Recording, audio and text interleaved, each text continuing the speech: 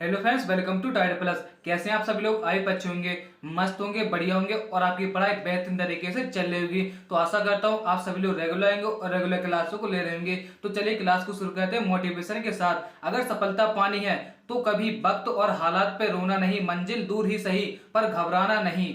अगर मंजिल दूर ही सही, घबराना मत, क्योंकि नदी कभी नहीं पूछती कि समुंदर अभी कितना दूर है। दोस्तों, आया न समझ? यानी नदी कभी भी नहीं पूछती कि समंदर अभी कितना दूर है, यानी वो चलती जाती है, जहां उसका ठिकाना आ जाता है तो वहां वो पहुंच जाती है। सिर्फ यही कहने का मेरा मतलब है कि आप रेगुलर बने रहिए और रेगुलर क्लासों को लीजिए। आप अपनी प्रैक्टिस करते रहिए, एक ना एक दिन आपको मंजिल जरूर मिलेगी। घबराना नहीं है आपको। ठीक दोस्तों, चलिए क्लास को आगे देखते हैं। हिंदी चैप्टर वाइज एक क्लास होती है 9 AM पर मंडे टू सैटरडे, और महत्वपूर्ण टॉपिक जीके जीएस एक क्लास होती है 2 PM पर मंडे टू सैटरडे। और इस क्लास की पीडीएफ आप मेरे टेलीग्राम चैनल से डाउनलोड कर सकते हैं। टेलीग्राम की लिंक वीडियो के डिस्क्रिप्शन में डाली है, वहां जाकर आप ऑल सभी क्लासों की भी पीडीएफ प्राप्त कर सकते हैं। एक class all state and central government exam के लिए, चाहे लेखपाल, कांस्टेबल, चाहे एसएससी सीजीएल, चाहे सीएचएसएल, चाहे ग्रुप डी, एनटीपीसी, किसी की भी तैयारी कर रहे हो तो इस क्लास को आप जरूर देखिए और अपने दोस्तों यारों तक इस वीडियो को शेयर कीजिए, जिससे कि और भी हमारे दोस्त जुड़ सके।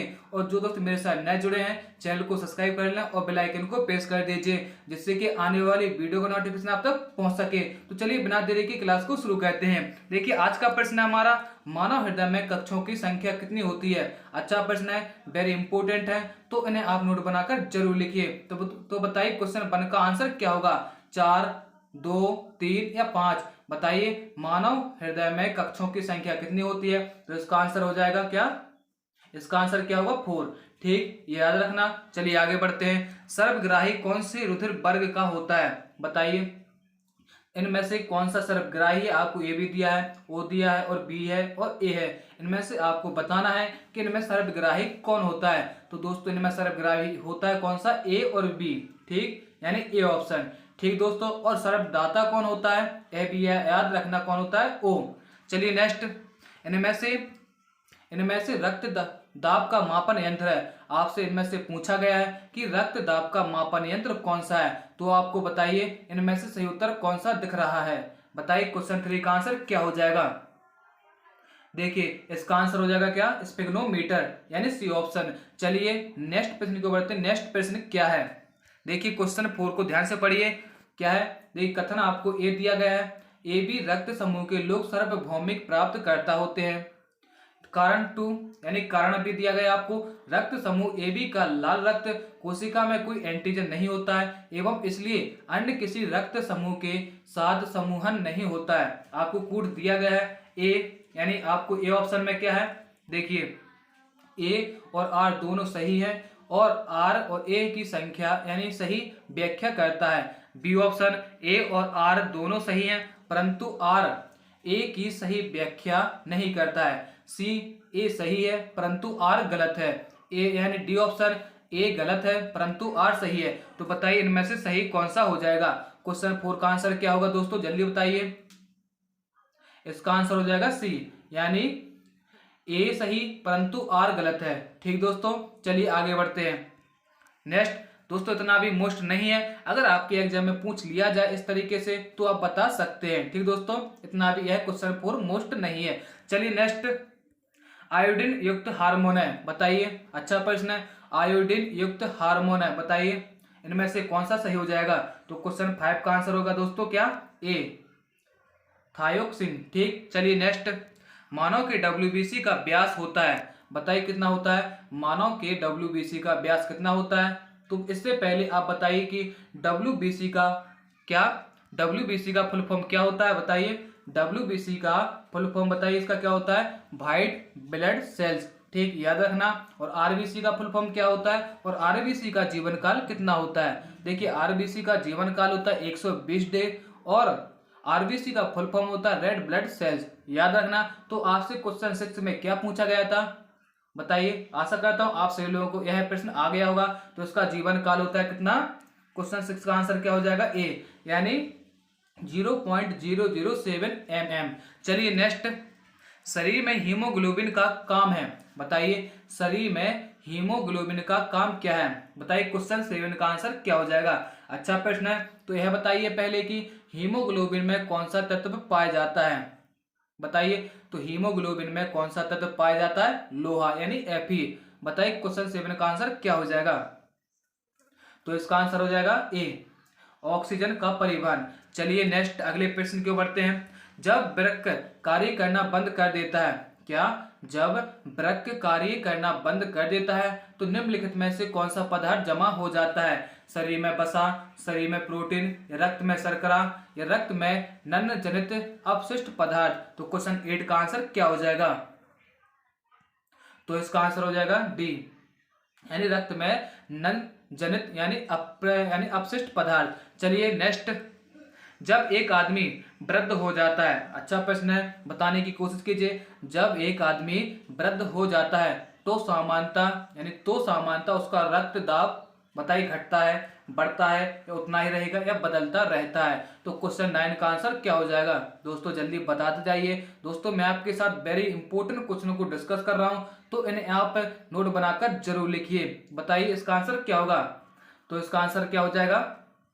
देखिए, तो इसका आंसर हो जाएगा ए, यानी घट जाता है। ठीक, जब यानी मनुष्य वृद्ध यानी बुढ़ापा आ जाता है तो उसके रक्त दाब में क्या परिवर्तन होता है? तो वह घटता जाता है। चलिए नेक्स्ट, मानव शरीर में पुच्छ कौन सी संरचना होता है? बताइए मानव शरीर में पुच्छ कौन सी संरचना होता है? बताइए क्वेश्चन 10 का आंसर बताने की कोशिश कीजिए। देखिए इसका आंसर क्या हो जाएगा? वृद्धांत्र। क्या हो जाए? वृद्धांत्र। ठीक, आ गया समझ? चलिए अगले प्रश्न की ओर बढ़ते हैं। अगला प्रश्न क्या है? मानव शरीर में क्षुद्रांत्र के 3 संरचनात्मक भागों की लंबाई का कौन सा सही ह्रासमान क्रम है? ह्रासमान क्रम है, बताइए। आपसे पूछा गया, बताइए क्वेश्चन 11 में क्या पूछा गया? ध्यान से पढ़िए और सोच समझ के सही उत्तर देने की कोशिश कीजिए। तो इसका आंसर क्या हो जाएगा दोस्तों? डी, यानी शेषास्त्र यानी मध्यांतर और ग्रहणी। याद रखना, क्या? शेषांत्र, मध्यांतर और ग्रहणी। चलिए अगले प्रश्न की ओर बढ़ते हैं। अगला प्रश्न क्या है? तो जल्दी जल्दी बताते जाइए इन प्रश्नों का उत्तर क्या है। रख हौसला वो मंजर भी आएगा, प्यासे के पास चल के समंदर भी आएगा, थक्कर ना बैठ ए मंजिल के मुसाफिर, थक्कर ना बैठ ए मंजिल के मुसाफिर, मंजिल भी मिलेगी और मिलने का मजा भी आएगा। दोस्तों जल्दी जल्दी बताते जाइए और डेली क्लास को लीजिए, थकना नहीं है। जब तक एग्जाम को फोड़ेंगे नहीं तब तक छोड़ेंगे नहीं। बताइए क्वेश्चन 12 का आंसर क्या होगा? मानव शरीर में निम्न हार्मोनों में से कौन सा सारक्त कैल्शियम और फॉस्फेट को विनियमित करता है? दोस्तों इतना मेहनत कीजिए, अपने माता पिता के सपनों को पूरा कीजिए। बताइए क्वेश्चन 12 का आंसर क्या हो जाएगा? तो इसका आंसर होगा दोस्तों क्या? सी, यानी सी ऑप्शन, पराबट्टू हार्मोन। ठीक दोस्तों, क्या हो जाएगा? सी ऑप्शन, पराबट्टू हार्मोन। दोस्तों मैं फिर से कह रहा हूं, अगर आपको वीडियो अच्छी लगे तो लाइक जरूर कीजिए। ठीक दोस्तों, और नोट बनाकर इन प्रश्नों को लिख लीजिए और याद कर लीजिए। तो चलिए बताइए क्वेश्चन 13 का आंसर क्या होगा? पढ़िए ध्यान से और सोच समझ के इसका उत्तर बताने की कोशिश कीजिए। मानव में शरीर के निम्न भागों में से किस एक में शुक्राणु डिंब को निषेचित करता है? बताइए क्वेश्चन 13 का आंसर क्या हो जाएगा? तो इसका आंसर हो जाएगा डिंब वाहिनी नली। ठीक, याद रखना। चलिए आगे बढ़ते हैं अगले प्रश्न की ओर। चलिए नेक्स्ट, मानव दिमाग के निम्न भागों में से कौन सा एक निगरण और उल्टी का नियमन केंद्र है? अच्छा प्रश्न है, बताइए। देखिए मानव दिमाग के निम्न भागों में से कौन सा एक निगरण और उल्टी का नियमन केंद्र है? अच्छा प्रश्न है, बताने की कोशिश कीजिए। क्वेश्चन 14 का आंसर क्या होगा? देखिए इसका आंसर क्या होगा? क्वेश्चन 14 का आंसर हो जाएगा क्या? 14वें का आंसर हो जाएगा मेंडुला ओला गेटा। ठीक, ओला गेटा, याद रखना, मेंडुला ओला गेटा। ठीक, चलिए अगले प्रश्न की बढ़े। चलिए नेक्स्ट, निम्न में से किस एक की उत्पत्ति, क्या लिखा है, सॉरी, निम्न में से किस एक की उत्पत्ति यकृत का कार्य है? बताइए किस एक की उत्पत्ति यकृत का कार्य है? लाइपेज, यूरिया, श्लेष्मा या हाइड्रोक्लोरिक अम्ल? बताइए इसका आंसर क्या होगा? देखिए क्वेश्चन 15 का आंसर क्या हो जाएगा? देखिए क्वेश्चन 15 का आंसर क्या होगा? यूरिया। ठीक, याद रखना दोस्तों। यह भी बताइए कि यकृत से किस हार्मोन यानी किस रस का वो किस रस का स्रावित होता है, बताइए कौन सा रस स्रावित होता है, बताने की कोशिश कीजिए। देखिए यकृत से स्रावित कौन सा रस होता है, तो पित्त रस होता है, ठीक। और पित्त रस निकल कर कहाँ जमा जमा होता है, तो यह भी बताने की कोशिश कीजिए, क्योंकि ऐसे प्रश्न आपके एग्जाम में घुमा फिरा कर पूछ लिए जाते हैं दोस्तों, और आप कंफ्यूज हो जाते हैं कि पित्ताशय से ही पित्त बनता है यानी स्रावित होता है और वहीं पर जमा होता है, आप कंफ्यूज हो जाते हैं तो आप पित्ताशय वहां पर लगा देते हैं, लेकिन यह गलत है। तो आप ध्यान सुन लीजिए, यकृत से क्या होता है, पित्त स्रावित होता है, ठीक। और फिर यह जब ये निकल कर कहाँ पहुंचता है, पित्ताशय में, वहां पर यही हो जाता है जमा, ठीक। आगे समझ, अब भूलना नहीं। चलिए नेक्स्ट प्रश्न की बढ़ते हैं। अगला प्रश्न क्या है, मानव में निम्न में से कौन सा एक पाचन एंजाइम नहीं है। अच्छा प्रश्न है, तो इनमें से आपको बताना है पाचन एंजाइम कौन सा नहीं है, ट्रिप्सिन या गैस्ट्रिन या टाइलिन या पेप्सिन। तो क्वेश्चन 16 का आंसर क्या हो जाएगा, देखिए इसका आंसर क्या हो जाएगा, ध्यान से सुनना, बी यानी गैस्ट्रिन, ठीक। आगे समझ, चलिए अगले प्रश्न को बढ़ते हैं। याद रख लेना क्योंकि अच्छा प्रश्न है और आपसे यह भी प्रश्न पूछा जा सकता है कि मानव में निम्नलिखित में से कौन सा एक एंजाइम यानी पाचन एंजाइम है, तो आप बता देना कि ट्रिप्सिन है, टाइलिन और पेप्सिन, ठीक, याद रखना। चलिए अगले प्रश्न के बढ़ते हैं। अगला प्रश्न क्या है, देखिए 17 को ध्यान से पढ़िए। मानव शरीर में जल अवशोषण हो सकता है वृक्क में, वृक्कीय नलिका में, कुछ और 2 ऑप्शन, यकृत में, यकृतीय कोशिकाओं में, और बृहदांत्र में, अग्न्याशय वाहिनी में। नीचे दिए गए कूट का प्रयोग आपको सही बताना है। तो आपको कूट वाला यह प्रश्न पूछा गया, तो ध्यान से पढ़िए, इनमें से आपका कौन सा सही है और वह बताने की आप कोशिश कीजिए। देखिए इसका आंसर क्या होगा, बी यानी हमारा सही कौन कौन है, देखिए कौन कौन है, 1 और 3, ठीक। यानी पहला हमारा कौन कौन है, वृक्क में, वृक्कीय नलिका में, और 3 कौन सा, बृहदांत्र में, याद रखना। चलिए अगले प्रश्न को बढ़ते हैं। अगला प्रश्न क्या है, श्वसन का नियंत्रण मस्तिष्क के किस भाग में किया जाता है। अच्छा प्रश्न है, बताइए, इतना भी आपको पता भी होना चाहिए, जो हम श्वसन क्रिया करते हैं तो किस भाग में यानी किस मस्तिष्क के भाग में होता है, तो बताने की कोशिश कीजिए। क्वेश्चन 18 का आंसर क्या होगा। दोस्तों इतने अच्छे अच्छे प्रश्न मैं आपके साथ डिस्कस कर रहा हूँ, कोई भी आपको नहीं बताएगा इन प्रश्नों को, तो आप इन प्रश्नों को आप नोट बनाकर लिख लिए और याद कर लीजिए। बताइए इसका आंसर क्या होगा, इसका आंसर हो जाएगा सी, क्या, मेंडुला ओब्लागेटा, ठीक, ओब्लागेटा, ध्यान रखना।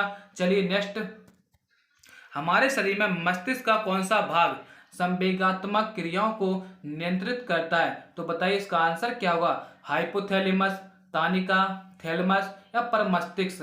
तो क्वेश्चन 19 का आंसर क्या होगा, तो इसका आंसर क्या हो जाएगा, हाइपोथैलेमस। हाइपोथैलेमस से क्या क्या होता है आप ध्यान से सुन लीजिए, भूख, प्यास और प्यार, ये सभी यानी जो गर्मी भी थोड़ी हीट पड़ती है यह नियंत्रण करता है, ठीक। आगे समझ, जो हाइपोथैलेमस होता है यह सभी क्रियाएं नियंत्रित कौन करता है, हाइपोथैलेमस। भूख, प्यास, प्यार, अगर आपको यानी गर्मी महसूस ज्यादा हो रही है तो यह नियंत्रण यही करता है। आगे समझ, ध्यान रखना, किसी बहकावे में नहीं आना कि प्यार क्या है, ठीक। चलिए आगे बढ़े, देखिए अगले प्रश्न क्यों बढ़ते हैं, मस्तिष्क जिम्मेदार होता है। अच्छा प्रश्न है, आप बताने की कोशिश कीजिए इसको। देखिए क्वेश्चन 20 में क्या पूछा गया आपसे, मस्तिष्क जिम्मेदार है। ऑप्शनों को पढ़िए और ध्यान से बताने की कोशिश कीजिए। सोचने के लिए, हृदय गति नियंत्रण के लिए, शरीर के संतुलन के लिए।